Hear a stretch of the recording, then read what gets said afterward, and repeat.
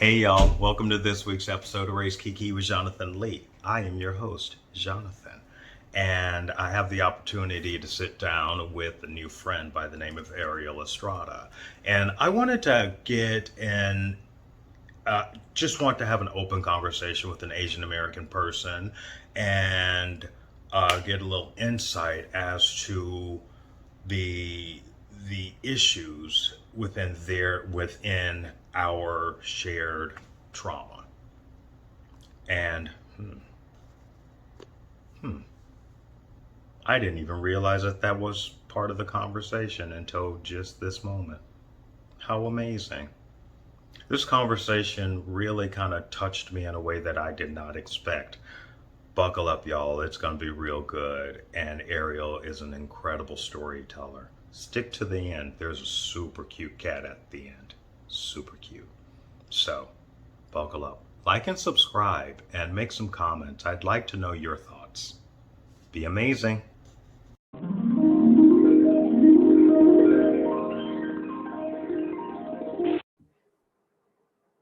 Hey, Hi. Ariel. Welcome to Race Kiki. Hi, Jonathan. Nice to invite me here, and I'm so glad to, get ready to dish. you know, you were like, well, friend, my friend Sam, he's like, I think you're one of that whole group of gay men that we were together with the other day. I'm assuming they're gay. Maybe I shouldn't assume, Mhm. but like was the first sort of set of other gay men that I've talked to, like literally in a year. Well, Literally. I'm absolutely so happy you came by to our comfortably uncomfortable conversation. Was And I would love to have you back. I will come back because that was fun. Actually, it Yeah, was nice to be in a space where we could actually have the permission to sort of like talk freely about race, mm-hmm, mm-hmm. right? And that Oh, also that it wasn't so that it also wasn't gosh, where I didn't have to do any code switching, or I didn't have to like go.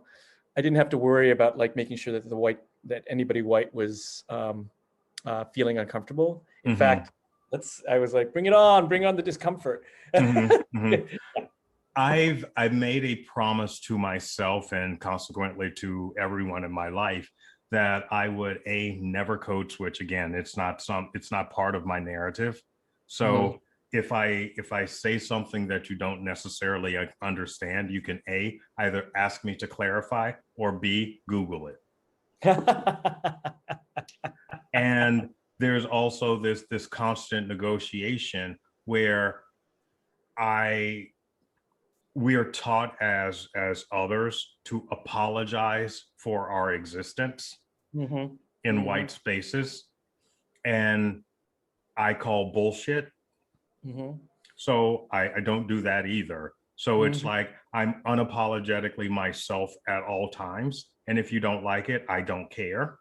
Mhm. It's Mhm. just I don't care. I wish you well, but don't block my blessing. Yep. Yep. And I'm going to be really frank. It's like I am still, I'm at 50 years old, 50, oh God, 50, almost 52 years old, actually. Um, Still coming to that sort of epiphany where I feel comfortable being Mm-hmm. able to not code switch, or being comfortable because it feels so.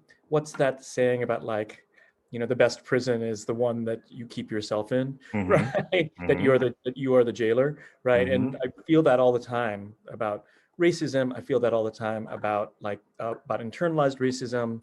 Um, there's this wonderful book called Brown Skin, White Minds, written by E.G.R. David. He's a um, Filipino professor up in the University of Anchorage, up in my old home state of Alaska. But wonderful book about sort of how and it's very Filipino specific about how um, the the very how colonialism worked on Filipinos specifically, and Mm-hmm. he has a term called colonialized mind, right? Mm-hmm. That leads to that, during the election, one of the things that came out about the Asian American community is that it overwhelmingly votes left, except for the Vietnamese and Filipino communities, right? Yeah, and like they're part of that is similarities in how the both countries were colonialized Mm-hmm. by Europeans, right, and by white people, right, and it causes that sort of like really deep internalized depression that makes them become Republican, basically, right, and like makes them consistently vote against their self-interest and Mm-hmm. makes people in the Philippines inexplicably like give up their rights by voting for this strongman president, right, and like supporting the strongman president who's like killing a bunch of people without trial. And you know and quite often has its own sort of racism and colorism with it. Mm-hmm. It's internal in the Philippines, and like it's and also some real um, class issues about what money you come from, like Mm-hmm. if you have a Spanish name, if you're Muslim, that And that well, we won't even discuss about the skin tone thing. yeah, oh yeah, Yeah. yeah, yeah. So, as an opener, Uh-oh, here it comes. Here comes the question. I deliberately didn't like watch any other episodes because I didn't want it to to taint your answer. well, or I wanted to like give you do I wanted to I wanted to come to this like really sort of fresh and virginal. So Okay, okay. Um, so Ariel, when did you learn about race? ha, wow, oh yeah, okay. I think I had always been aware that I was Filipino, Mm-hmm. but I hadn't realized that it was something that was literally a something that society holds me would use to try to hold me back, Mm-hmm. right? Because I lived in such a small town, I did like occasionally I would hear like sometimes I would hear like I would hear more things about being called a fag or whatever, or drama fag was the big one, or Okay. music fag. That was it. Um, Mm-hmm. More than race, which was really interesting because I grew up in Alaska. There had a lot of intense racism against the indigenous communities there, Mm-hmm. right? Um, and somehow I was not one of the one of the reasons that my parents wanted to stay in Alaska was precisely that reason, right? They wanted to retire. They didn't want to go back to New York, um, where it suffered some pretty extreme racism or in segregation. And yes, it was New York and it was still better than the rest of the country at that point. But they were so bitter about all their experiences, they just wanted to go someplace that was quiet and like more provincial, right? And then but I didn't, and I was just young. I didn't realize that like I was being discriminated against. I just thought, oh, you when you're that young, you just sort of think that it's your fault. That if I just work harder, if I just work harder, if I just do what I must have done something wrong, and right, and then that it also doesn't help that like that Asian culture in general has a tendency to um, have that mindset, like keep your head down, just work hard, you know, don't make waves, there's and Do you think that that's generational, much like my parents, my grandparents, my great grandparents? It was don't make waves, keep your head down, um, just go along to get along is what I would hear so frequently. right, right. Where'd you grow up? You I grew up grew in up in Mississippi. Oh my God, deep Yes, I south. know. Isn't that Holy fancy? Um, shit. well, we grew up, moved around after I was, I think, 12 or so. We moved and then came back to Mississippi, and then we moved again. Then we moved. My mom liked to see various parts of the country, so we moved. And in Washington State, we lived in Tacoma, Washington for a while. And it was the first time I um, had an Asian friend. Wow. and he was the only, no, he was one, because we were living on an army base at the time. My mother was, yeah. This kid, I can't remember his name, but they lived across like the park from us. So their house was here, our house was on the other side of the diagonal from theirs, just with the park separating us. Can't remember the kid's name, but he and I used to play a lot together. But then, you know, puberty hit and I decided I needed to play with boys in a different way. So yeah. Oh, I guess, and to give sort of roundabout way of answering the question, I guess I always had sort of been subjected to it, but you never realized what it was. And I was also sort of very freaked out about being gay at that point. So I wasn't thinking about, I wasn't necessarily thinking about race in that way, mostly because I grew up in an extremely small town in Alaska. I was kind of isolated from that stuff. And, you know, there wasn't a lot of, you know, I think I remember finally getting cable TV when I was like maybe 13, 14. Oh, wow. So yeah, so we were super isolated, and we had one television station and one radio station, and that was it. And, were you the only Filipino family in the town? no, there was actually a lot of Filipino families in the town, and that's sort of how there are actually tons of Filipinos in Alaska just because of the way, or at least in Southeast Alaska, because of the way the migratory routes worked with in the early part of the 19th century, right? Is that right? Yes, 19th century, when they brought the Filipinos over, there were no women, of course, it was just men for cheap labor, right? Okay. Yes. And then and then they we worked the apples in Washington and the salmon in summertime in Alaska, and then back down to do the oranges in California and the lemons and all the citrus, and then just kept going up and down the coast. Then eventually, some families stayed, right?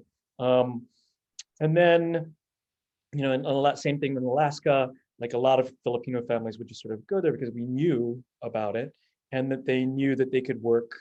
You know, there were a lot of poorer families there that would come. They would work there in the summertime and then collect unemployment for the rest of the year, right? And so, and they would live in they lived in sort of the lower income apartments in Sitka, and so when my parents came, they were sort of, because my dad was in the military and mom was a nurse, Filipino nurse, get that, right? But there's a lot of reasons for that. You know, they approached, because no one wants, still just like it is today, no one wants to be a nurse because it's such hard work. It doesn't matter how much they get paid because of the shortage. It's such hard and grueling work.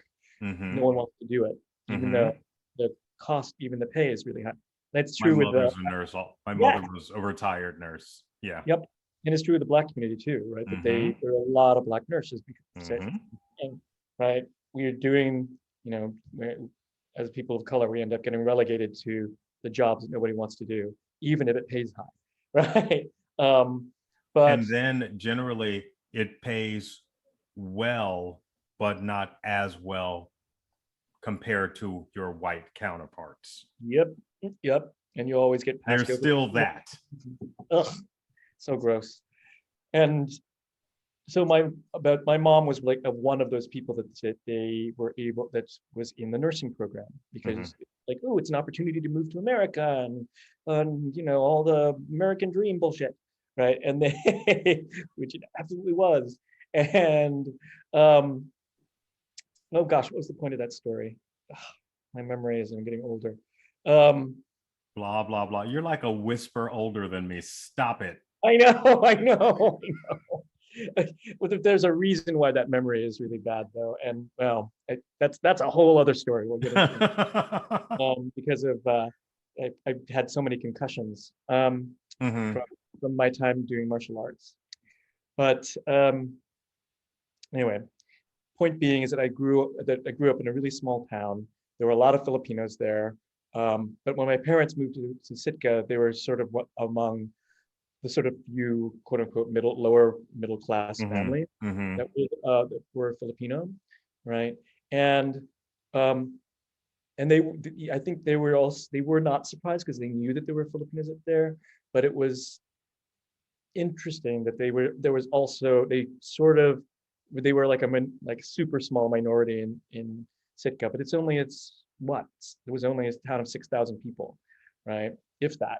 And there were maybe a couple hundred Filipinos, if that, 200 or so. So, and we were almost too small a minority to be to be considered. Although we would hear flip a lot, like dog eater, all the normal stuff. All the But I standard ones. all the standard stuff. But I was also like this, I was this artist kid, so that ended up sort of leading in front of race. But then, of course, came down to the United States or the lower 48 Mm-hmm. for college, and then I Mm-hmm. became very, very keenly aware of it. Right, Where did you uh, go to college? Lewis and Clark in Portland, right, and I Okay. was in Portland, super white school. Mm-hmm. You don't I get much white was like that. I was only in Portland once at this bar called the Silverado. Oh yeah. Um, I went there. I had a friend who was living there, and he invites me up. I was living in Denver, Colorado at the time, so I fly up to Portland, and he says, "Okay, we're gonna go to this bar. It's a strip bar. Blah blah blah." I was like, oh, "Okay." Having been a go-go dancer in my former life, Mhm. I had retired from that. I had hung up my go-go shoes and I was living a Christian lady's life being an office girl. Anyway, so I'm at this, he drags me to this bar, and there's this young, muscular fella, dancing for dollars. And I go to order my cocktail. As the bartender's making my vodka and whatever it was, he's pouring my vodka, and I go to grab my coins. By this point, this young man who's dancing squats down and dips his testicles into my cocktail.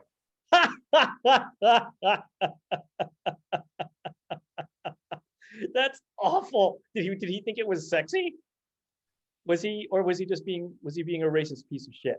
He thought it was sexy because he's all like, "What, guys pay a lot of money for this?"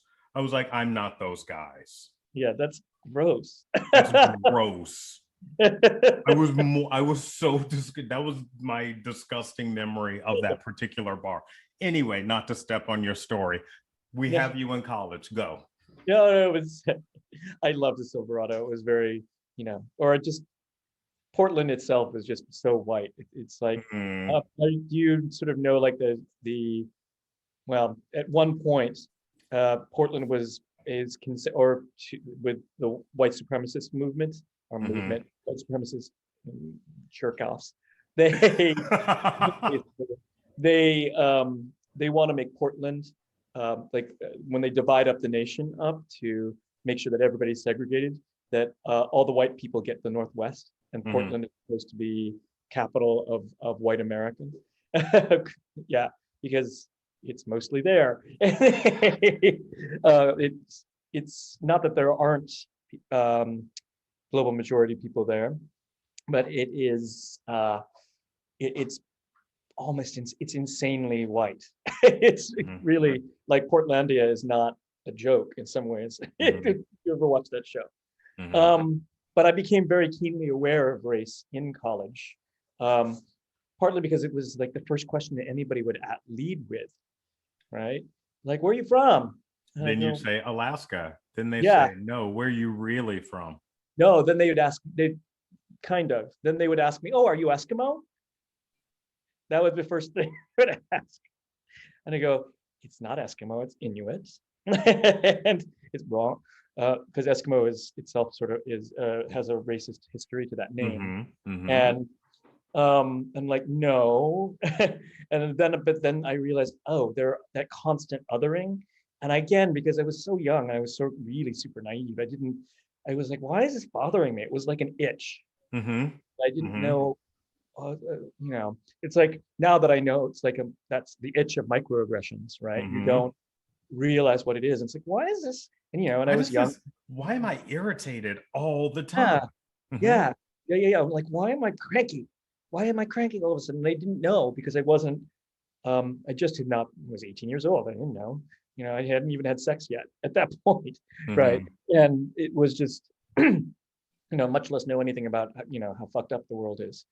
But then one day, when I was 19, I read this fantastic article called "Searching for My Penis" by Richard Fung, right? Okay. And it's still, pardon the pun, but it is considered a seminal essay or a research paper in Asian American studies, Mm-hmm. right? Because he talks about the gay male or Asian representation in gay male porn, right? And essentially, Asian men in gay porn are always one, bottoms. Two, they can't get it if they're with each other. They can never get it up. Mm-hmm. And three, the only way they can get it up is if there's a white man in the room, right? That then they immediately submit to this white guy, and it's incredibly racist narratives that are kind of laughable, right? Mm-hmm. Like Mm-hmm. even in the 80s, it was kind of the racism was laughable, but then he goes Professor Fung goes on to like describing the sort of continuum of sexuality in America, right? Of how different races and genders are sort of seen on this continuum of sexual power, with white men, and that continuum is more shaped like a pyramid, really, Okay. because you've got white men up on top as being sort of the pinnacle of absolute control, but also incredibly desirable sexuality, right? But they're absolutely in control of it, right? And then you've got um, uh, stereotypical depictions of black men, which is Mm-hmm. way on the right side as being uncontrolled sexuality, which is why they must be controlled, right? And then the other end, then you start moving towards the left of the spectrum, you've got women, right? Because of course, they're less than men, right? But Mm-hmm. then on the other side of women are Asian gay men, Asian men and Asian gay men. They don't make any distinction between straight and gay because they're just as emasculated. Okay. And Okay. gay is slightly worse because they deign to be to take on the women's roles in a gay relationship, right? Um, and it's But then he goes after that continuum, then he goes on to say, as above, so below. So we have this very low art form in porn, Mm-hmm. and this is how Asian men are depicted in this, and to some extent also how other people of color are represented in media, right? It can sort of be seen in the continuum of porn, right? But then he extrapolates that out to any and every like higher forms of art, and that you go like, oh, so this is also how Asian men or black men and women in um, are seen in mainstream media, right? Mm-hmm. And that Asian men are typically emasculated, they are not sexually desirable, of course they never get the woman because who would want that? They've got small dicks, all that stuff, right? Right. Right. Yeah, and it's a complete emasculation of them, that has sort of changed over the last But couple of that's years. maybe the last year or so. But then with the onset of coronavirus, with Mhm. COVID, it whipped into this horrible, ugly frenzy of physical attacks. Yep, yep, and Of that's standard. I know for a fact, because again, you and I skip in the same playground in age, so I know all of the Asian depictions that we grew up seeing. I Mhm. know, I've heard all of the things that you've been called. Yep. I know, I one of my boyfriends in years past was a handsome Asian. I'm sorry, a handsome Filipino gentleman. Ooh. And yeah, he's very lovely, very lovely. Oh. Then we broke up, and then I dated another Filipino gentleman who was not as lovely and kind of crazy, but Mm, hilarious. Um, and over the course of my life, most of my Asian friends have been Filipino. That's just a coincidence. I don't know that I went out specifically planning that. It was just kind of how it happened. yeah, yeah. Yeah. And I actually did not have not had this many Asian friends grow into. I didn't get like tons and tons of Asian friends until like I moved to New York, essentially, right? Because the places that I had lived were not didn't really sort of lend itself to that, and there also wasn't as much of a galvanized community Mm-hmm. in those cities at that time, Mm-hmm. right? Of Asian theater artists, Asian American theater artists, and there also wasn't sort of a movement to try and like for not just Asian um, actors of color, but like in general, they all sort of like moved in tandem a little bit. Of course, it was led by Black theater, right? But then, there was other movements started popping up in solidarity, right? East-West Players in LA, the very first Asian American theater in the country, popped up because of the oh my gosh, it's not the what was the name of the riots at that point? Oh, What year this is was this? this was 1956, and it was Was it the Watts riot? the Watts riots. It was, yes, and they East West showed up or formed in response to the Watts riots because there were a lot of Asian artists at that time Mm-hmm. that were in solidarity with the Black artists at the time who were also involved in the riots. So there was a lot of course, things that are never said in the history of stuff, right? That because of all the solidarity between the various communities of color, because that's constructed by, as we know, it's constructed by white people to keep us apart and try to Mm-hmm. keep Mm-hmm. us not to keep us from joining in solidarity, because then they'd really be in trouble. Yes, Yeah. because it would make more of a stronger force. Yep. But Yep. there's all seeds of anti everything. And the one seed that is universal is anti blackness. Yep. Yep. It all starts from there, It and all then starts from there, and yeah. then it spouts off elsewhere. And when I'm seeing all of the black men attacking Asian people, it is paining me to my core because, and I know that the hillbillies among us will find a way to attack and damn your people Yep. the way that they've done mine. But when we do it to one another, it reinforces that white supremacist narrative. Yep. All we're Exactly. doing is doing their job for them. Hmm. And it's like it's funny because one of the reasons that the former occupants of the White House really leaned in to calling it China virus, right, Mm-hmm. was that historically that is absolutely in line. He was, everybody always would a lot of my friends would say like, oh, he's such an idiot, he doesn't know anything. He was He knows actually exactly what he was doing. He knew exactly what he was doing. knew exactly what he was doing. He Yeah. was the brilliant manipulator Mm-hmm. of the press. He Brilliant. couldn't have lost so many billions of dollars without being a con man.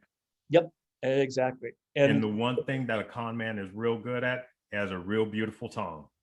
mhm, Can talk his mhm. way into and out of absolutely anything. I Mm-hmm. know because I've dated a con man too. Ugh, I've been sorry, around the block, sorry. That sounds It's awful. okay. It's okay. Ugh, I it just, learned.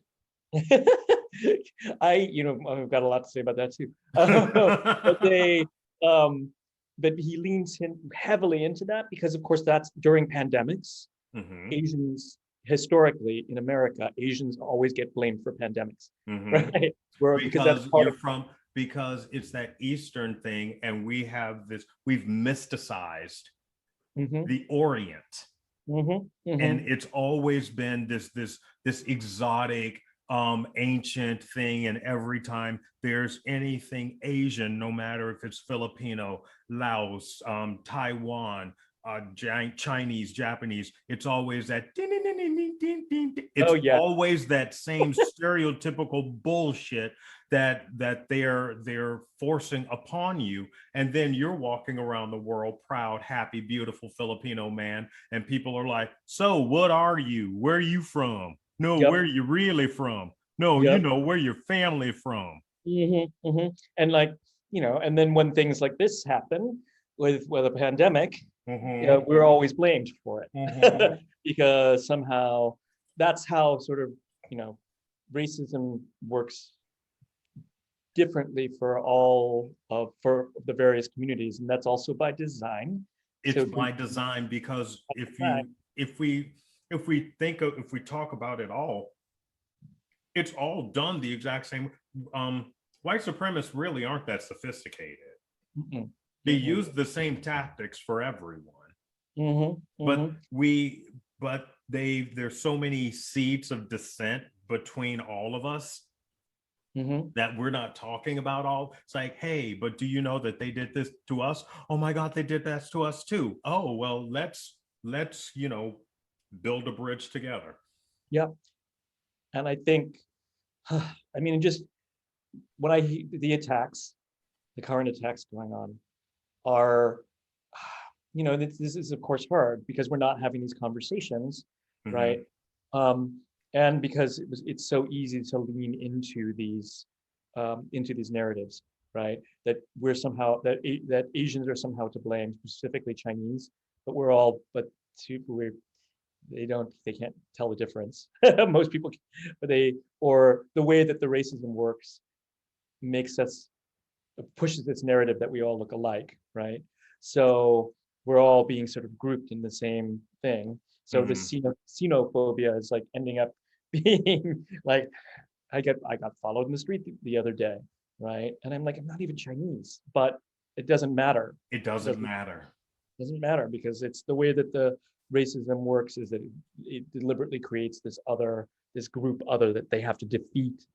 And like when people are out of work and they're poor and they haven't been able to like eat, they're literally having trouble paying rent or eating, right? They It's need someone to blame. yep, and it's Someone needs easy to to be held blame. accountable for Mhm. me not being able to go to my monster truck rally. Yep, and they're not going to the like, and specifically with Black community folks who are doing that to Asian community folks, they're not. It's easier to blame the easy target than it is to actual people to blame, which is these bunch of white supremacists And then and white we leadership. target Asian women generally because we have traditionally sexualized and fetishized the Asian woman, Mm-hmm. and Mm-hmm. then desexualized or made a kung fu master of the Asian man. Yep. Yep. So Mystic. you're either a tech nerd, Yep. or your kung fu master. Yep. Those Yep. are your only two choices. And with the young ladies, with the women, it's you're here for service to my flabby, terrible penis. Yep. Oh, it sounds so ridiculous when it's said, but Yes, I know. yeah, it sounds so ridiculous when it's said. When you say it out loud, that sounds as absurd as it is.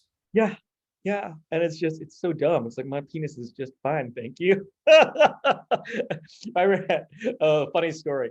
So when I came out to when I came out to my parents, they I just my mom made some like really really snotty comment Mm. about just about like somehow that um what was it? I can't even remember exactly what she said, but I basically responded with like, I haven't heard any of my lovers complain, and she completely lost it. And because I laughed in her face, and like, that was talk about not, that was actually my first lesson in not code switching, Uh-huh. and how satisfying it is to not code switch. I had to Now, how old were work you off. then? What? How old were Says, you? oh, when I came out, I was, well, relatively late. Okay. Uh, 21, my first year of grad school, because I Okay. was doing, ugh, don't get me started on that. But they actually, I will get started on that. This talking about, if we're, as long as we're on the subject of like race and white supremacy here. Yes, let's. um, one of the things that I've been thinking a lot lately of is just sort of the white supremacy of higher education, specifically in um, in theater training, and Okay. how they train artists, Hmm. or train theater artists or actors, right? So, I mean, trying to summarize it in relatively quickly, but like even non-actors have heard about like the method, right? How American actors train. It's like they try to really feel these things that come from that they do emotional substitution and do things from their own experience and infuse it into the character, right? And they it's really actually a mistranslation of Stanislavski, right? Because Europeans and Russians actually don't train the way that Americans do. Okay. But or white Americans do. I'm saying that very specifically because that training in general, and it's sort of been sort of co-opted by a teacher named Sanford Meisner, that now everybody does Meisner type training, right? Hmm. They don't realize that's what it is, but it sort of it turned the it sort of turned into Meisner, and is now, as people do variations of that, either in response to it, against it, or embracing it. But it's response to that. But that's all about sort of like being emotionally open and being, you know, revealing your full self into Hmm. something, and Hmm. including all your old memories and everything of anything that's ever happened to you, right? I find it incredibly racist. Hmm. It's a terrible way, because you cannot train in these spaces with a bunch of white people telling you you need to feel safe to open up, feel safe to reveal who you are in front of a room full of white people whom you've had to like do code switching all your life, or had to not say things all your life, probably not to get killed, right? Literally not to get killed or beat up. And you're saying, and then they say obnoxious things like you're resistant to the training, and you're just afraid of like owning your own self, and and you're resistant, Hmm. right? I'm like, oh Hmm. my god. And I again talk about microaggressions that still bothers me to this day, but I didn't know that it's only until recently that people are starting to realize that we need to decolonize theater training in much Okay. in the same way we need to decolonize everything else, right? There's a wonderful group called Black Acting Methods. They're a school, theater school, that's specifically for Black actors, and like that decenters sort of white literature for one, and centers Black or white writers, and then centers all Black playwrights, right? And talking about the Black experience and stuff, but also like trying to, yes, they have to learn the classics, but unfortunately, a lot of early Black theater was very because it sold. Hmm. They had to do a lot of Black tragedy porn, Hmm. right? As we call it, right? That's what it was. Yep, Black tragedy porn. And now, of course, they all because unfortunately you do get cast a lot in that. They do have to study that, but they're also really concentrating on Black joy, Hmm. right? Like Hmm. new Black playwrights that don't talk, yes, they have to talk about racism because this is America, but right, but they also really center the joy about it. Hmm. And I'm dreaming of someday, I wish I had the time and the money and the trust fund to to do something with Asian acting methods, or something, or Asian American acting methods, and sort of combat the stuff like art, like I was saying earlier, like, Hmm. has racism affects each of the communities differently, right? And that's by design. right? So if white people ever have to pit us against each other at some point, that's how they'll do it. Yes, They're yes. using the various stereotypes they have for each of They us. just flip the switch. Then Yep, we act accordingly. We act as designed. yep, yep. And But it's back to your coming out story. Look at oh, you sorry, yeah, trailing off. yeah. You're worse than I am. I am. uh, Coming out. When did I come out? Oh yeah, I came out in grad school. But that's why I was telling that story though Yeah. about Okay. Okay. about acting training, because the training I was going through at the time was very, very classical American style method training with that sort of Meisnerish thing going on, Mm-hmm, right? mm-hmm. And um, and room full of white people except for one, except I had 12 classmates and three of us were of the global majority. Um, Beautiful Walter, beautiful tall black guy. Then my friend Layla, who is she's Persian, right? But the rest were like white as snow, right? And Mm-hmm. I heard, and all three of the actors of color heard at various times heard resistant, heard the word resistant, right? And and in response to that, I was just like, okay, my typical thing was like, it must be something wrong with me. I think it's because I'm not out, right?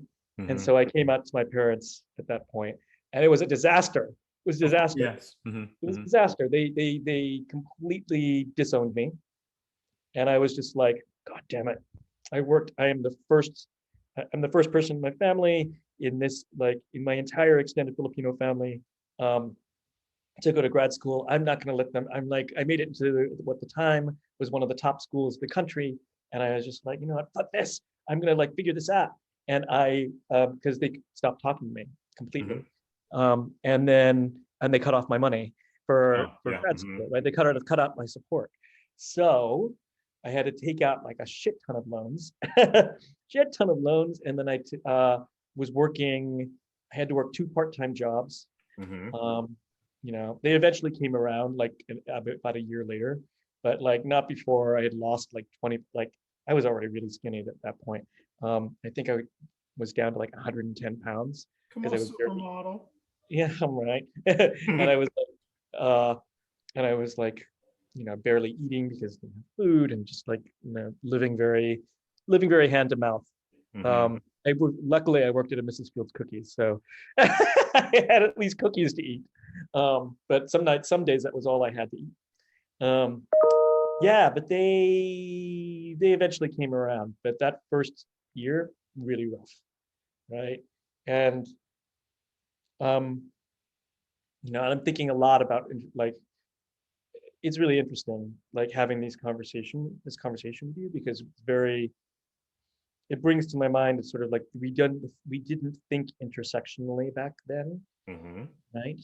We didn't think about like how our other identities are compounding, which can compound both racism and homophobia and sexism, Mm-hmm. or ableism if you're disabled, etc. Right? Um, but my coming out process was exacerbated by the, this very, very um, intense experience of racism that my parents went through in relatively, and then for me, have a pretty intense racist experience that I was experiencing in school.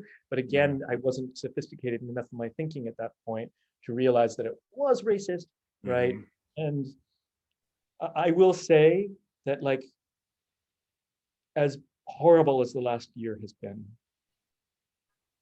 for all of us, right? Particularly for Black folks, particularly for Indigenous folks, right? And it hasn't been great for any person of color actually at this point, because Forever, also, actually. and yeah, yeah, and we've had some pretty horrible losses, but um, I, I'm in this sketch comedy troupe, and we're thinking of this all Asian sketch comedy troupe called Model Majority, and Okay. one of my friends, Monica, who's in the group, has this great sketch that we all laughed at, but we realized I think it may end up just being too bleak. But there was because the Filipino community, because there's so many nurses, was decimated by COVID in New York, right? So so many Filipino nurses died. And but we wanted to make some horrible joke about how like Filipinos love pig. We have a dish called lechon. So we said, oh, look, hey, let's do a coffin commercial. Free lechon with every coffin. It's too dark. I know it's too dark. Yeah, We a laugh. little dark, Little dark there. little dark. Funny, but dark. Yeah. Yeah. Too soon. I feel like it might need 5 years of distance. Need some workshopping. Yes, absolutely. Now, Anyway, that's my coming out story. I know a little bit about your backstory, and I know that you and I share because before we were recording, I was telling you about our shared history with having racist ex-boyfriends. Oh yeah. Oh my God. Well, all of them, but on some level, all of them have been. Wow. I mean, yeah. Should I start with my story, or do you want to start with? Please go ahead. No, tell me about yours. Or what you can. Mine was. I'm never ever. I never say his name, so I won't. When I was 24, I got into a car accident and I lost my memory. When I woke up, everyone that I was surrounded with was white. So even the man I was dating was white. And so I had this disconnect with who I was, because I didn't look into a mirror until 6 weeks after the accident. Wow. I had stitches all in my face. My jaw was wired shut. It was terrible. And before that, I was a supermodel. Was not. But anyway, when I looked into the mirror and I had this kind of, and at the time I was like sitting at home. I wouldn't go anywhere. One night, the guy I was dating and I went out for drinks. And here I am, because I got all these stitches out of my face, and I still had my jaw wired shut, and I'm sucking. I meet this person at a bar, and he was funny. He was charismatic. He was charming. He had hair like a JCPenney mannequin. It was a very, very like this sculptured pompadour, and I was like, "Ooh, he's interesting." So my boyfriend and I go home. This gentleman and I exchange numbers, like we're just going to be friends. So we're calling, we're hanging out, and he convinces me to break up with my boyfriend. Oh, wow. So I did. And we start hanging out constantly together. And during that time, he's telling me about how ghetto Black folks are, how horrible it was to grow up poor. I didn't realize that I did.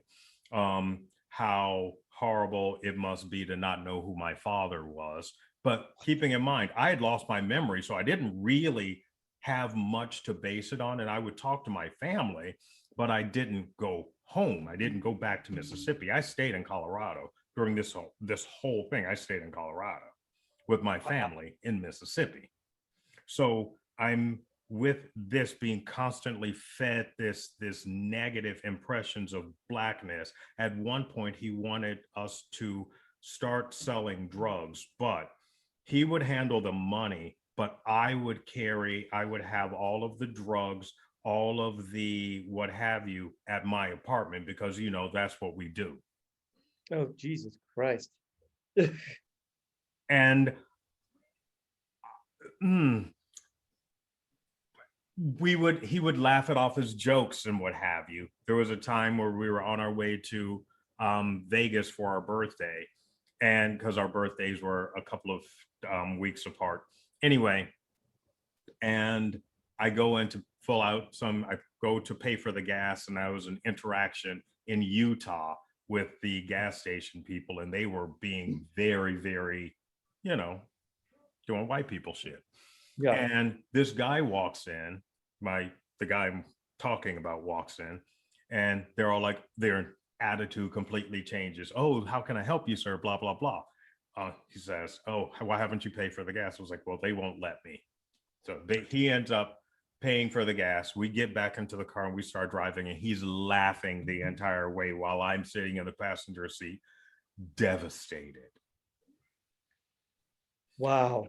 It ended when we were I'd gone to a bar with some friends, and he had met me at the bar or something like that. And he demanded that we leave the bar. So we're going to a different bar. And one of my new friends calls me. He throws my phone out the window and then says, why don't you shut the fuck up and let me control your life like I'm supposed to? I then said, you need to stop this car before I become the kind of Black person you expect me to be. Jesus Christ. Got out of the car. That was the last time we spoke. That was in Good riddance. Yeah, that was 2008, maybe 2007, 2008, somewhere in there. Wow. Yeah. Ugh.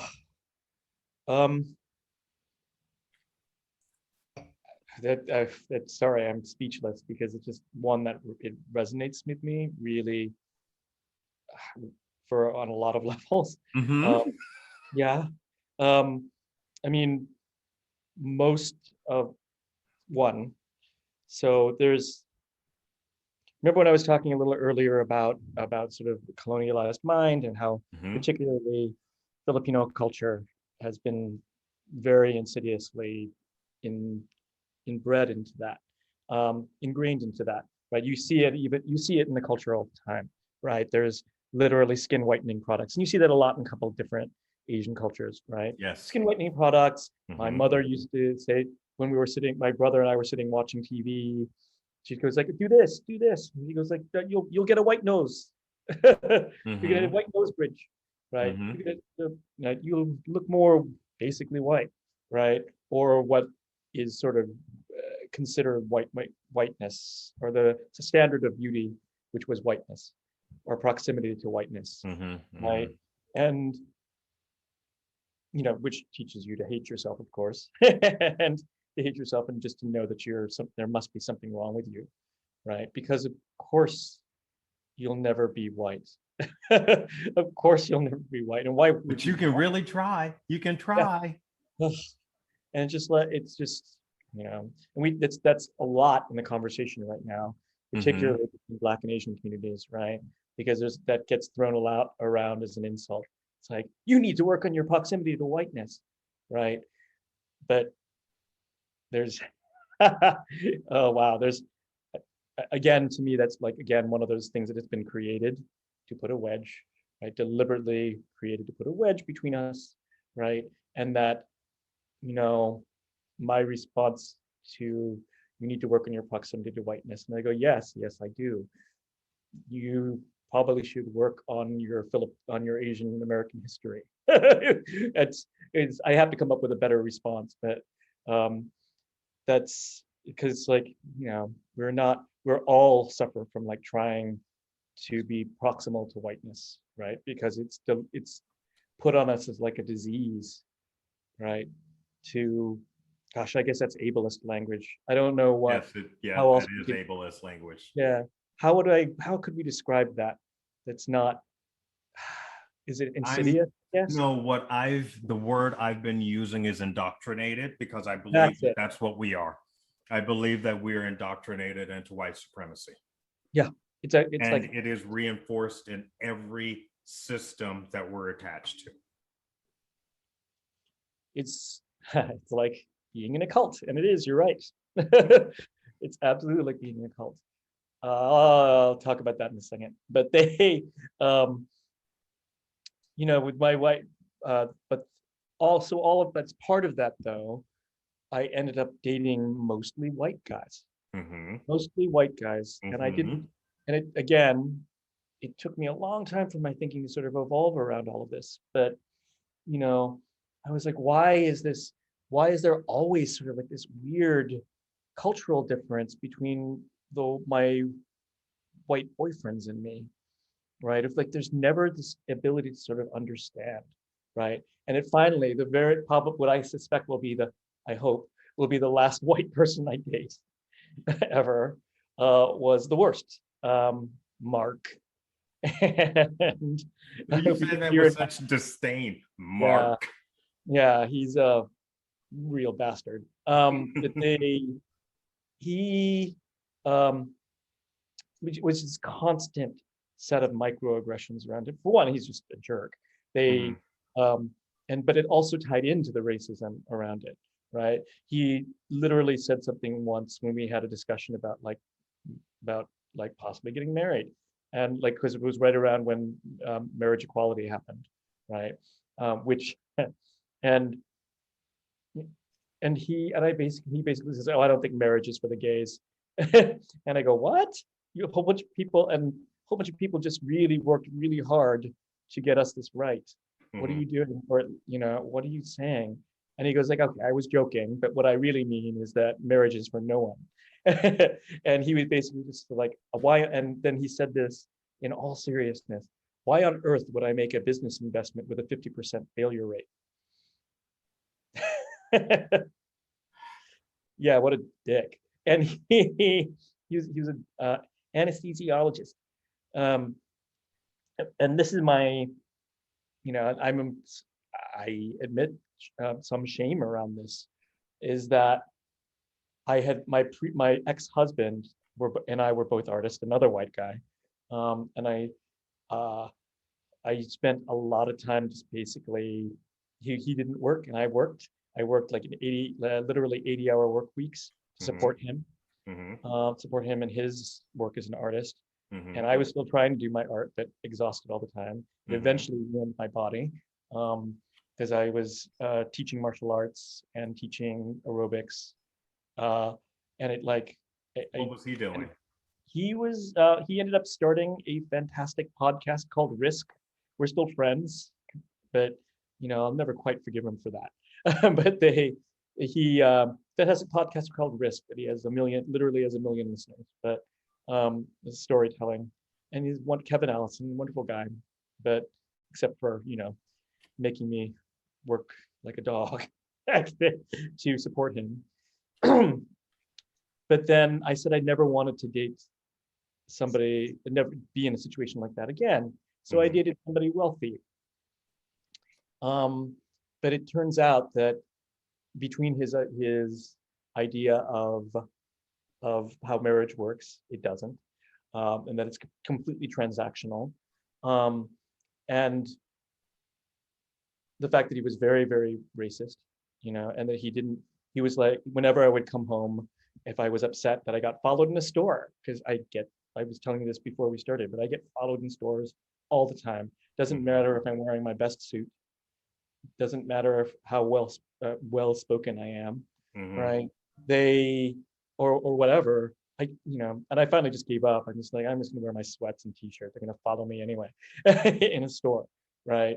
And whenever I would come home and I'd be upset about that or any other microaggression, he'd just be like he would always diminish it.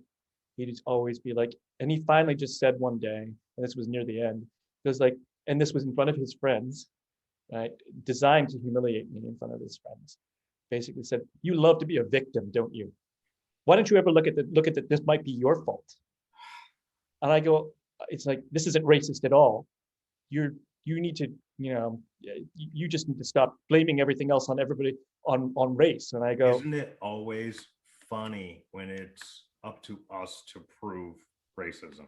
mm-hmm, "Yeah, Isn't it up? And you're my partner, and you're taking their side. That yep." means that you have no interest in me at all. I'm an accessory for you. And then right before everything went to hell like a little bit before, about 6 months before everything went to hell, um, I was also starting to become, oh, we could already feel it. It was partly it was partly the previous occupant of the White House, right? Just sort of were like really ramping up the race rhetoric and like all the horrible things that was happening, Mm-hmm. um, and just like blatant out and out racism, right? The temperature in the country is horrible, right? It still is. Obviously, it's Mm-hmm. still worse in some ways, right? But 45 had us whipped into a frenzy, and he finally just said, I don't want to be around your negativity anymore. I knew what he really meant.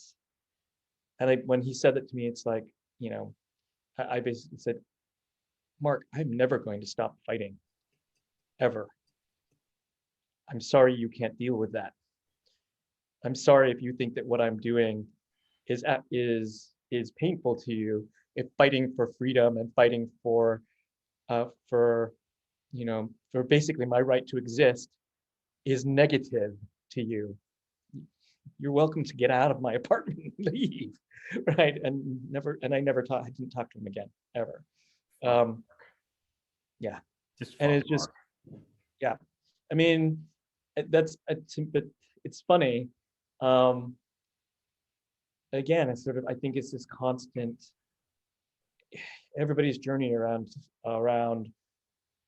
you ask, your first question was just like, when did you realize race, right? Or When did you learn about race? when did you learn about race? I don't think I've ever stopped learning about race, Mm-hmm. because it's always been this sort of like, I think that's true of all of us, but Mm-hmm. right, we all start at different spots, but it's We been all this, have blind spots. yep, yep, and this ever, and it's been the work of my life to do it, and I will keep doing it. And it's been as painful as it is, because it's painful to see everything that's going on right now to Asian people and to Black people and to all of us, right? Mm-hmm. Every single person of color, because we've been so affected by this pandemic, much more than white people. Mm-hmm. And Mm-hmm. as Well, painful as it is to see we've that, been here. This is what I want to. I want to change the perspective a little mm, bit, yeah, only because I think that we've all been affected by this pandemic. mhm, In addition to the pandemic that our white brothers and sisters are going through with us, we also have police violence. We also have children being dragged into the country, dropped off at the border. We also have systemic racism. We also have 48 states in this country trying to change voter access. We mhm, also have anti-Asian hate.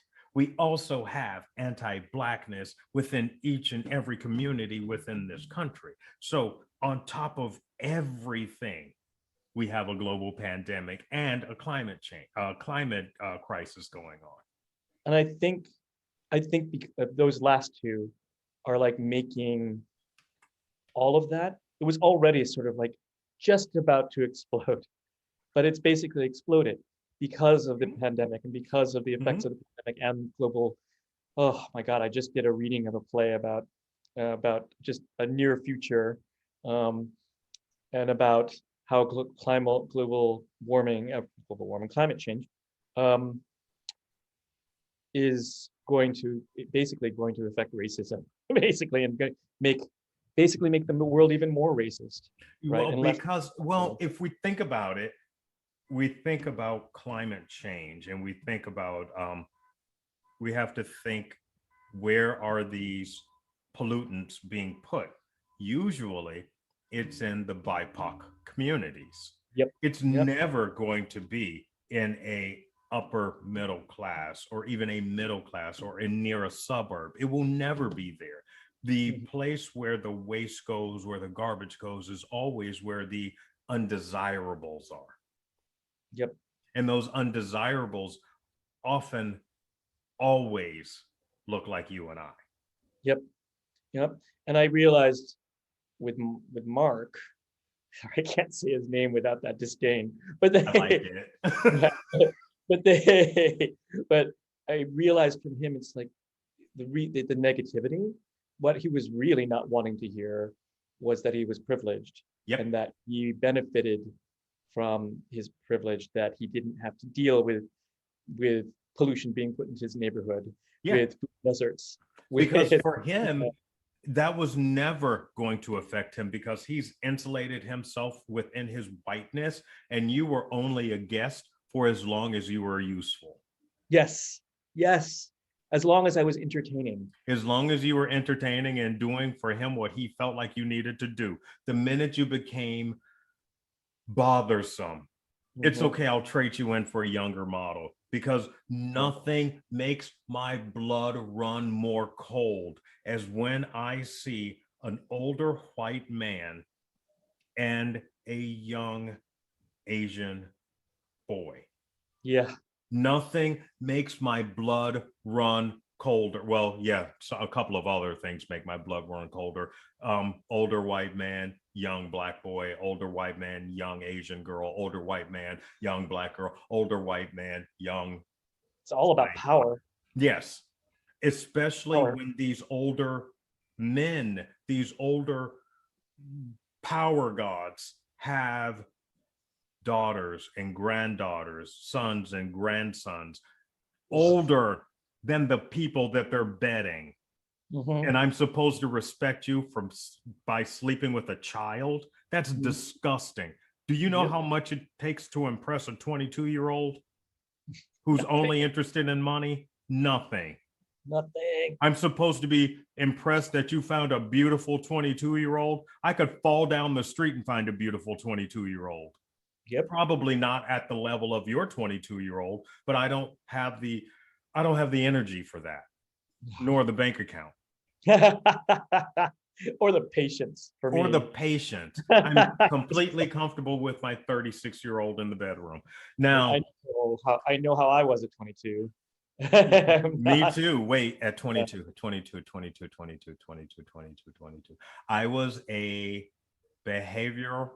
I was a therapist in the U.S. Army stationed in Fort Carson, Colorado. Holy shit. Wow. Oh my God. Oh, you're a military guy too. My dad was in the military. Yeah. So, Hey, Kat. hi, Hey, Kat. Pussy. Hi. Yep. This is Dee Dee. How you doing, buddy? He always upstages me, and he's so.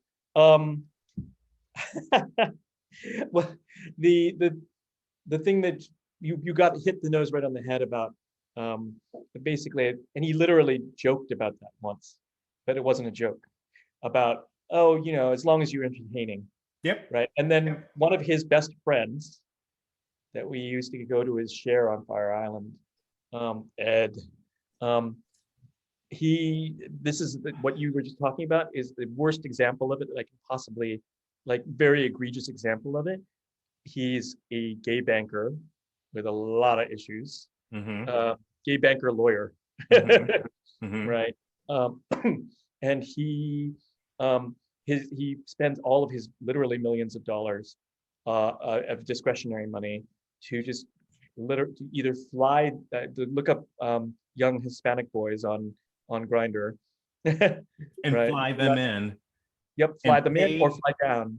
And pay to have his way with their bodies, no matter, you don't know what these young boys, what's going on in their life that they, no, you know what? I'm not going to demonize sex work. Do what you got to do. If that's what you want to do to make your living, I have no problems at all with that. Yeah. It's for him, it's not, it's something else. It's something else. It's something else.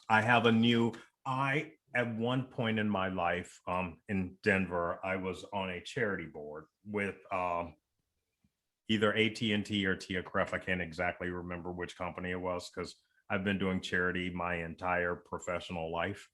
Anyway, that was just me patting myself on the back. Anyway, yeah. I would sit on this charity board with this guy, this older, very, very, very wealthy, pleasantly Rubenesque white fella. Mhm. And every event, every single event, he would have a beautiful, very young Mexican boy on his arm. And he would always joke, "Oh, I like him fresh off the boat." And that would make my blood run cold. I would go over to meetings at his place. And every time we would have a meeting at his place, there would always be young Hispanic boys Yep. at his house, barely dressed, handing out hors d'oeuvres. Good Lord. But Ugh. he could afford to do this. And he would always make jokes about these boys. And having been a young thing back in my day, I could see in their eyes how much they didn't really want to be there, but they needed the money. Yep. Yep. And it's like I'm sure he loved the control that brought. He loved the control. Come sit on daddy's lap.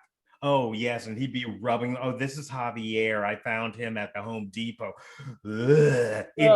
It made me so disgusted.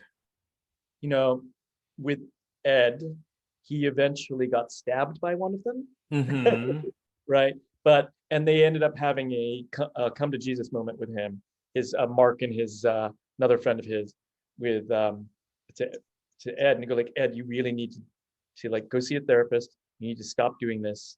What is going on? You are hurting yourself by doing this. Why don't you like date somebody your own age? That's like there's something wrong.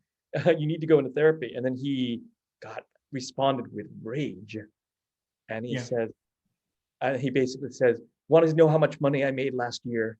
And he says, some ungodly figure, and he goes like, "I'm a banker for huge conglomerate bank. I am a lawyer for blah blah for whatever this bank is, and I'm not. You can't say that I'm crazy. Look at how much money I make. Get out." And they were like, "Okay, whatever." Bye, girl. like I say what is healthy is what and like you could, right? And talk about how like white supremacy hurts everybody, including the white folks who participate in it, right? It's only a matter of time before that's going to come crashing down. He's gonna try something with the wrong young person, a young person with nothing to lose, and or even a young person with something to lose, and find himself in a predicament where it's gonna wind up terrible. And I can't think of a joyful outcome for anyone. And who I'm most concerned about, it's not for Ed. I don't give a shit about him. No, I don't care about him. What I'm concerned about is that young person that's swept up into this bullshit. That's who I'm concerned about, because you and I have both been young people, and this rich white guy with money, and he's all like, hey, dingling it down. At one point in my life, there was this OBGYN who was courting me, and a gay OBGYN. How interesting, right? Okay. And he was courting, and I was like, okay, I'm listening. He was pitching woo, and I was listening. I was accepting applications, and I was sure. So he was like buying me stuff. He was taking me places, and I was like, oh, look, toys and gifts and what have you. And at the time, I was working as a hospice counselor, again, still in the Army. And I was out with friends or something, and I get a text. I had I'm sorry, not a text. It was a pager, because it was many moons ago. Many moons ago. I used to have a pager. So he pages me, and I look down, I ignore it. Then he pages me again. I look down, I ignore it. He pages me 17 more times. in 5 minutes. Good Lord. So I go find a phone and I call him back. I was like, may I help you? Where are you? I'm out with friends. Well, I told you to be back here at. Gross. No, we're not doing that. No, we're not doing that. Yep. And Yep. then I returned all the gifts. Looking back on it, I should have kept the gifts because the gifts were cute. I should have kept the gifts, but I returned the gifts because I didn't want any part of that tainted love. Yeah. Yeah. That was an 80s song reference. I know. I love that song. Jonathan, I hate to say this, but I only We have have to go. Yes, I know. Oh, I didn't even get to my cult stories. I But- know, but Ariel, thank you very much for this conversation. Yeah, Jonathan, this was great. And I don't, this is, it's so important to be having these conversations. Mhm, mhm. And we're not, thank you for like setting up this space. Thank you for like doing this work. Of course, it's my favorite thing to do. I'm having so much fun. Yeah, it's also like fun work too, right? I think I It is. said something to a friend of mine once about like, you know what, it should be fun to be doing like making the world a better place. And it Mhm, is fun. It mhm. is fun. Hold on, let me turn this off.